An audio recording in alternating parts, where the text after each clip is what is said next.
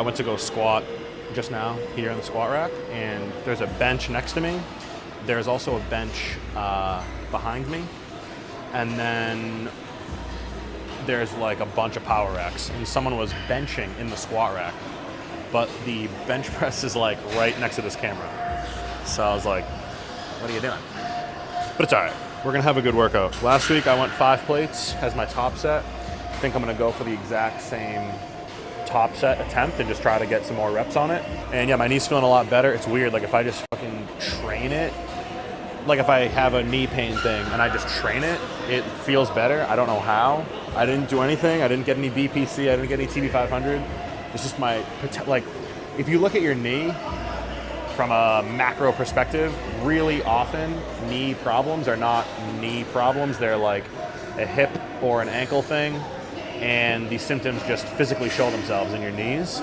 Your knee is just it's a hinge. It's like your elbow. It's not a ball and socket. Like your ankle's ball and socket type of joint, and then your hip is ball and socket. But your knee is just a hinge. So if you twist or make a torsion, anything where you're twisting or angling a joint that's not supposed to do that, it's just supposed to go straight. When you think of your hip joint, where your hip flexor is, you think of where your knee is, and you think of where your ankle is. When you squat, you want those 3 points. If you look straight down, you want your knee to be you don't want like ankle, knee, hip. You want ankle, knee, hip, all in a straight line. So when you look down at yourself while you're squatting with the bar on your back, make sure you're creating 3 points that create a straight line. And yeah, that should pretty much solve all of your potential knee problems. But what I want to do today is just warm up properly and crush these squats. And then there's a pretty good hack squat behind me. It's pretty like this type of angle, whereas a squat rack that I'm used to is very vertical, like a Cybex-y feeling squat where you put a couple of plates on there and it feels really, really heavy. This one is pretty angled back, so you might need a little bit more weight on it. I think we're gonna have a good workout.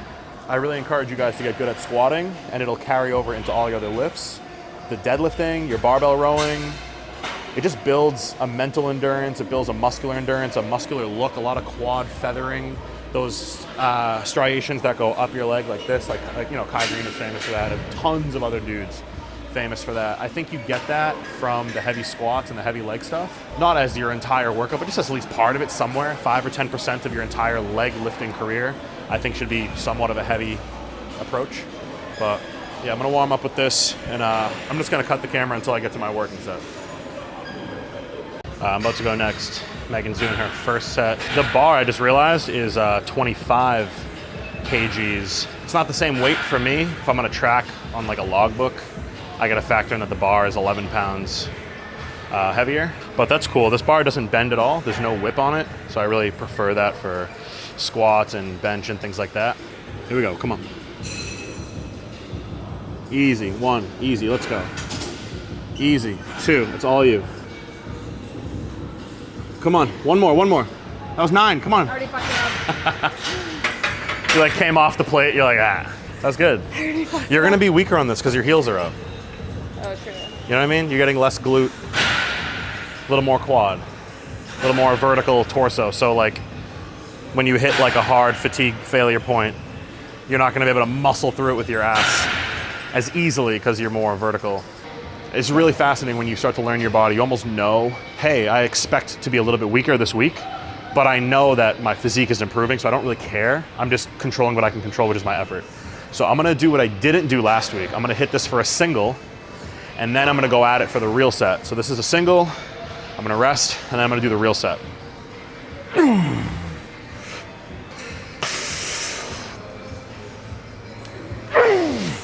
That was light, but that felt really good. Dude, the adrenaline of training heavy is like when you're driving and you almost get into a car accident and your heart's racing, you start sweating, you have to like shut your music off, your eyes are open. That fear before hitting heavy weight, you'll never ever get it on a machine where you're sitting down and like what you might dread the set because it's like, let's say you're doing leg press and you're doing a drop set on leg press. For this 0.1% of people that do drop sets on legs. Or you're gonna go into like a set of leg extensions and you just know the pain and burning sensation is gonna be crazy, fine. But at the end of the day, you're still sitting down in a chair. This shit's on my back. there's no like I'm owning the weight. It's all on me. And to get under it and having that adrenaline, that fearfulness before you hit it is just, it's like an addiction or something. Like before deadlifting a big weight, that stomach ache of anxiety. I don't know, there's people that will go their whole entire lifting careers and never even know what I'm talking about. Like I'm speaking a foreign language to them. I just feel bad for those people because they're missing out on like a really key aspect, I think, of how enjoyable going to the gym is. Bodybuilding, powerlifting, calisthenics, I don't care. If you're going for something really heavy that's a little scary, that little stomach ache of scared feeling is just like addicting or something. I don't even know how to say it. Get my song. Ooh, Immortal Technique. Come on, let's fucking go.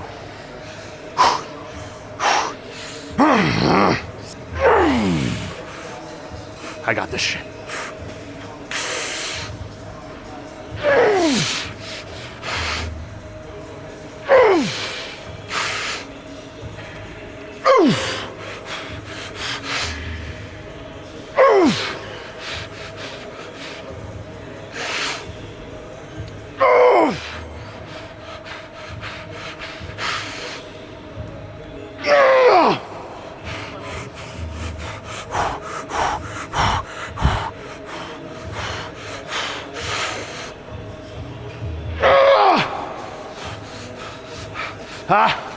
Come on, let's go. Ready? All right. Ready?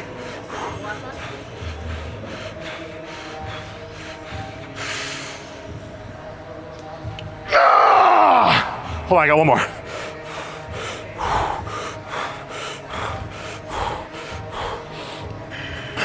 Ready? 1, 2. That's it.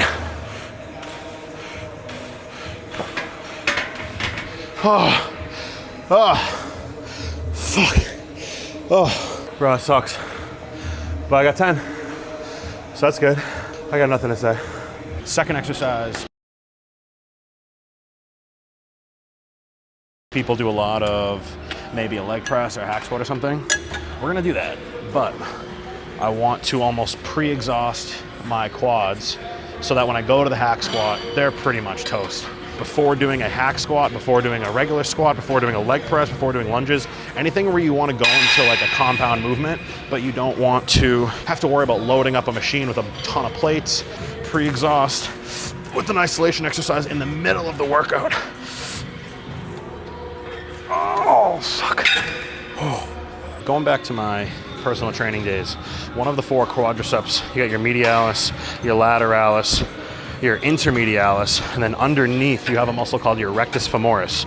Your rectus femoris is the only one of the 4 quad muscles that acts at the knee, and it also acts up here at your hip to basically do like a leg lift, like if you were gonna raise your leg up in front of you. So if she was gonna pick up her leg, pick up your leg to the ceiling without bending your knee. Don't bend your knee. Just pick your leg up to my hand. Okay guys, that muscle right there, she has her psoas, she has her iliacus, she has her rectus femoris, which is the long quadricep muscle. That muscle doesn't really get too much attention on the compound movements like squatting, hack squatting, things like that. You gotta either split leg, like a lunge, step up type of thing, and also this exercise. But I'm just saying that it's hard to get that rectus femoris, harder to activate it on a big compound movement like a squat.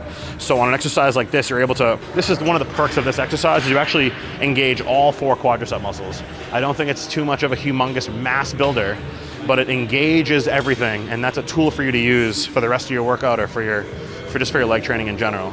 There's a dude on Instagram like TN or T something nutrition, TN nutrition, I don't know his name, but him and a bunch of other people, they say like, oh, you know, what's the point of doing anything above 8 reps? Or someone's like, oh, I do sets of, 12 to 15, and they go, oh, well, what are your first 8 reps for? Or what are your first half of your set? What are those reps for? It's like, dude, you're doing an exercise where like the energy fall off rate is so small. Like doing one more and pushing mentally, like, can I get one more? You have like 10 one mores. So it's hard to gauge. Like if someone said to me, hey, do a set of 10 on squats, I can literally almost pinpoint the exact weight to use to get exactly 10 reps and have that be failure. But to get 10 reps on leg extension, it's like, I don't know where 10 reps of hitting failure on leg extension is. You know what I mean? Like, I know like a range, and I really dislike when people talk shit about training, you know, 10 to 12 or 12 to 15 reps or whatever. It's like, dude, this exercise is not about hitting 8 and going on my logbook and writing it down. This exercise is about burning the shit out of my quads. And to get to that point where I can have many reps of burning, it's not gonna be a set of 6 to 8. It's just not. Because rep number 1 isn't gonna be that burning feeling. It's gonna be a lot of strain on a exercise that's a single joint, like a tricep extension. This is a tricep extension for your quads. It's just your knee is your elbow equivalent. So I really think exercises like this, you can really benefit from the higher reps because it takes you maybe 5 or 10 reps to get like that burning sensation. And then from there, you can just keep one-moring yourself and just keep one more, and then get a spot and then partials. And you can really torture your muscles. And I think that's a really overlooked part from the guys that just go, oh, these studies said anything over 10 reps is useless, or whatever they say. Or there'll be like a little TikTok or Instagram video where some kid's like, you noticed all your gains once you stopped doing sets of 8 to 12, and I do everything less than 8 now. Oh, I started noticing gains when I started doing two sets per week. It's like, dude, how much do you weigh?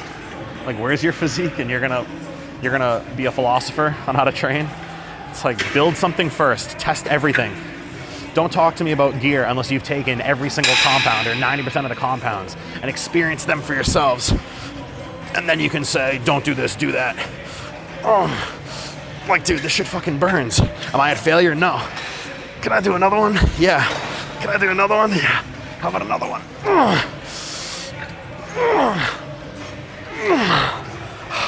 And I'm not resting. The stack is elevated. I'm just 90% of the way there because I don't want to go like this.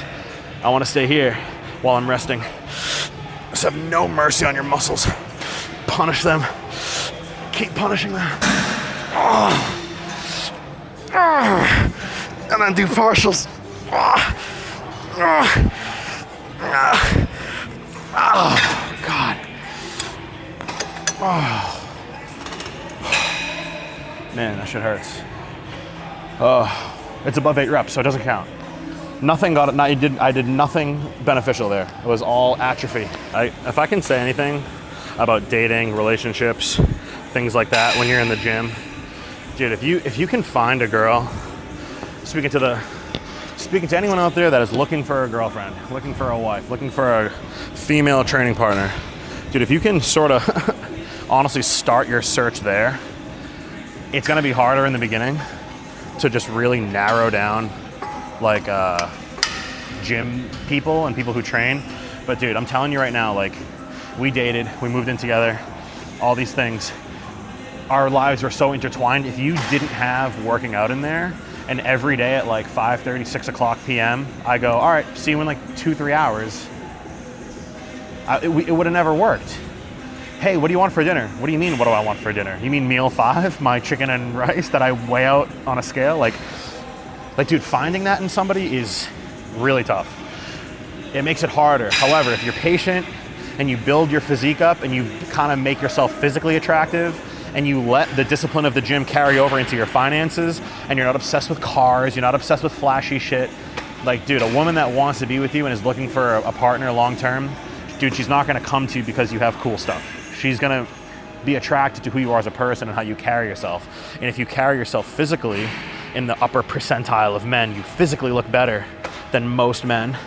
And I'm not saying you gotta be a millionaire and make a ton of cash. I'm just saying, do things in your teens and in your 20s where you can build for your 30s and into your 40s, you know what I mean? Actually make decisions based on asset accumulation and not liability accumulation. Oh, it's hard for me to talk now.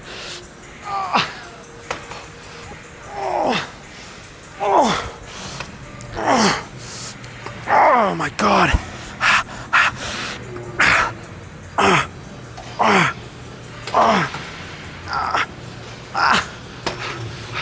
I like this one because you can like grab this, whatever this thing is, and just spot yourself.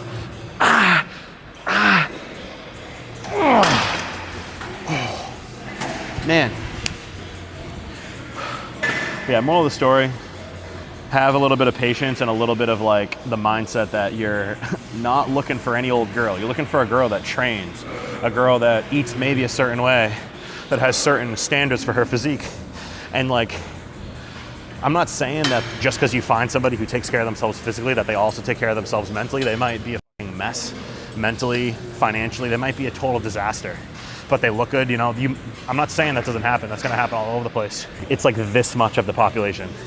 So us lifter individuals who really are looking for other lifter individuals, we're at such a disadvantage, just numbers wise.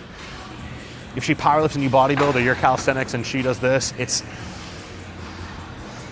just finding somebody with that mindset of being physically active, dude, is so awesome.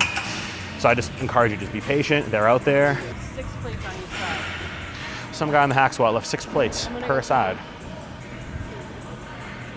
Megan has no patience for BS. So I have not used this hack squat before. The one that I'm used to is very tall, like very, more vertical than this.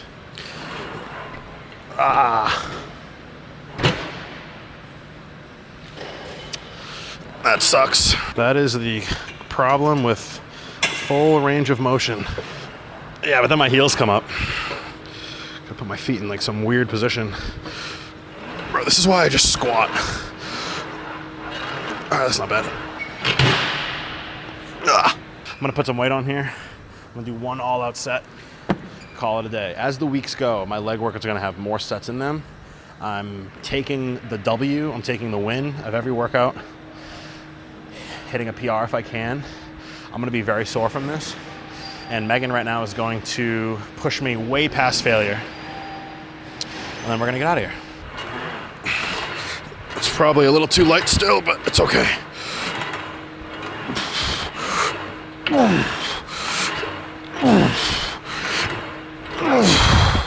We put a plate on there actually.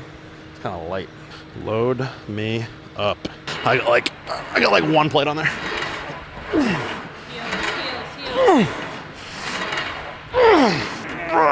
Okay, ready? I'm gonna get 10 straight without stopping, okay? You got me?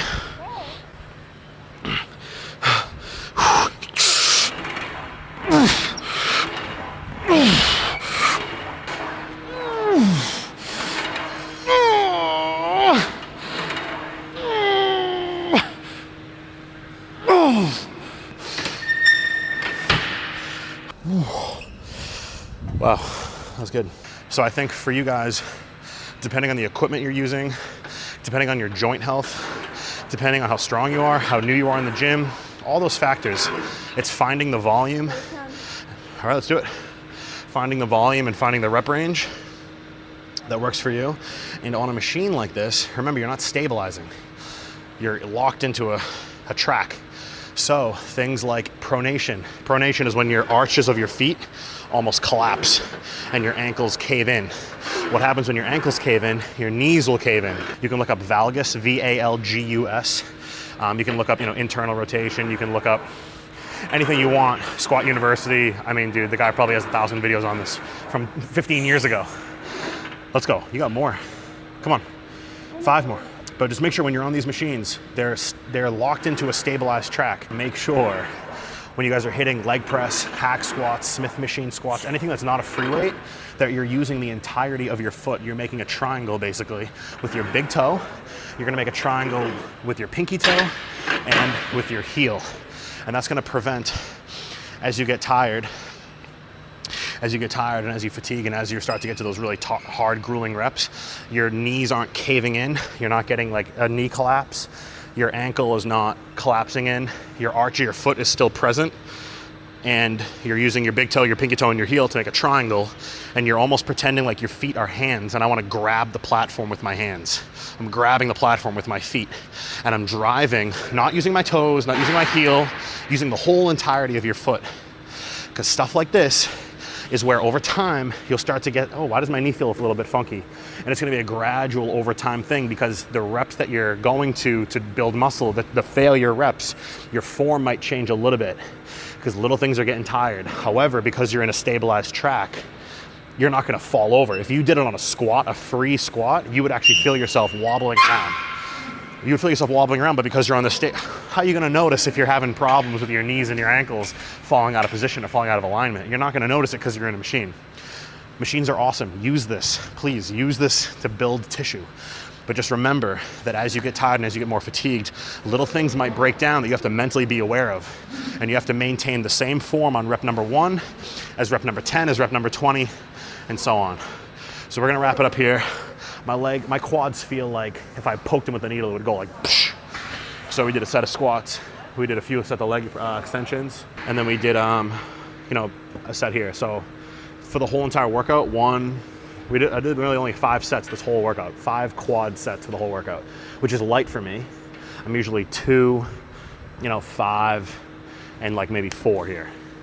So I'm usually around 10 sets. I'll build it back up over time. All I'm trying to do is get sore for like 4 or 5 days. And then when I do deadlifts on Friday or barbell rows and shit on Friday, I don't have this ridiculous quad and glute fatigue that's messing with that workout. So I almost want to train hard enough that I make my gains and I get strong, I get bigger, but I don't want to train to the point that I'm Sore. No, you're good, brother. You're good. I don't want to train to the point that when I go do deadlifts on Friday, I'm like, oh, where's all my strength? Because my legs are smoked. So that's going to wrap it up. Any questions, anything you need to ask me, any ideas that you have that you want to talk about, comment below. I was 135 pounds. When I first entered the gym, I could not bench a 25-pound plate. I was doing the bar for squats, and I remember one time I fell backwards in my backyard. I was a twig. And over time I've learned, and I want to share that knowledge with you guys. So subscribing to the channel, commenting, liking the video, engaging with me is exciting for me. First and foremost, is exciting. I could have 0 subscribers. I could make $0. But if I get to engage with people, dude, my life is like, that's like, what more could I want out of life? Is to engage and help people out and inspire people and have a community. But yeah, that would mean a lot to me. But add me on Instagram, all that good stuff. I'll see you guys in the next video. I got chest for our next training session. And the physique is gonna start coming out in a lot of these videos. You guys can see where all the training goes and how it applies and how it looks on a real human being. Because this stuff isn't just for fun. I don't just do this to look like shit. So, catch you guys.